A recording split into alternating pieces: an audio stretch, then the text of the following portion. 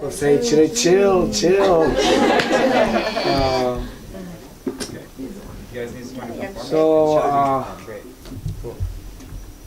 I wrote a bunch of poems in my life, but I forgot them all. Because to me, life is just one big poem. And if you listen to the sounds that you hear, everything is just a song. It doesn't end. My friend, who is kind of like my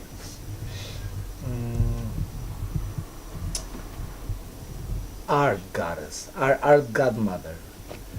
She said, music, it's a bunch of sounds with silence in between. So poetry doesn't have to be very da da da da da da da di di di di di, because it can be like da di di da da da da di di da da da da da di di. Yes. It's true, I'll show you. My got a friend, his name Joseph. I filmed his lecture on haiku. You know how when I went to high school, they told us haiku is 353 or whatever it's supposed to be.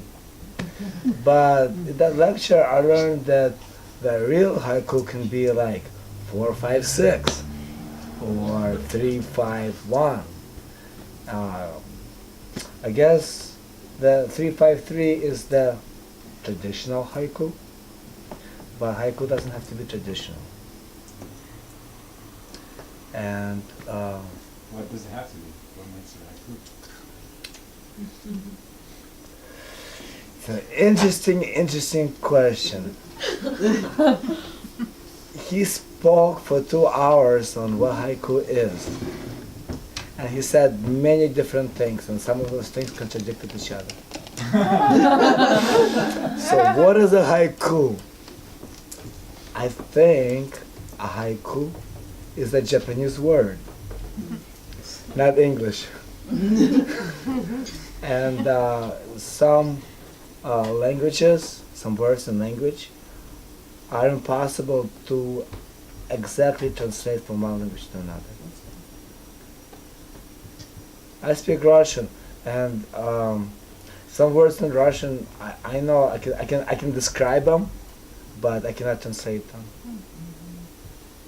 And an interesting thing about English language is that me, from a Russian point of view, because Russian language is very exact. It's very rigid and exact, and English, it's so kind of like this and maybe like that, and it's very interpretive and kind of loose. And to me, it's quite confusing. And talking to other people about English, people agree with me. English people folk, they say, yeah, English is a confusing language.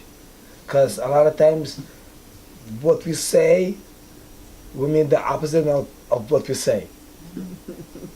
It's not a paradox. It's just like, to me, there was a language before English, and somebody came and they took all those languages and let's make a conventional language that's kind of erases the exactness and makes everything strange sometimes. But we do speak English and we do understand each other, and that's important.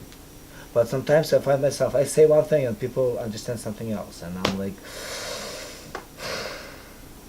I don't know. So poetry is like dance. Yesterday I had a privilege to stop by the ecstatic dance, and it was great. Because dances, we have like dance, like tango and merengue, and we have salsa, and we have this, we have ballroom dancing, and there's so many different dances. But when it comes to ecstatic dance, It's just ecstatic. So, such is with poetry, I think. So, if you look at your thoughts, they're poetic. If you look at language, it's poetic. But to see the poetry and language, you gotta you gotta look for the poetry of language instead of just looking at language as language. It's kind of interesting, you know. You see what you want to see. We see what we want to see. We hear what we want to hear. And the more we break down the barriers between concepts and drop the labels and the rigidness of concepts, you know, like this is a chair, this is a table. A chair can be used as a table can be used as a chair. It's kind of interesting how things can be worked with and changed and interchanged and exchanged. So, poetry. Poesy. We understand each other, right?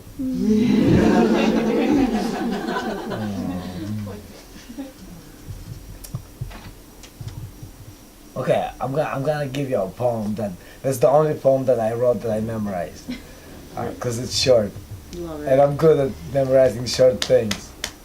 I wrote a poem the other day. I'd like to share it with you today. Sometimes the less you say, the more you mean. I think I've said enough.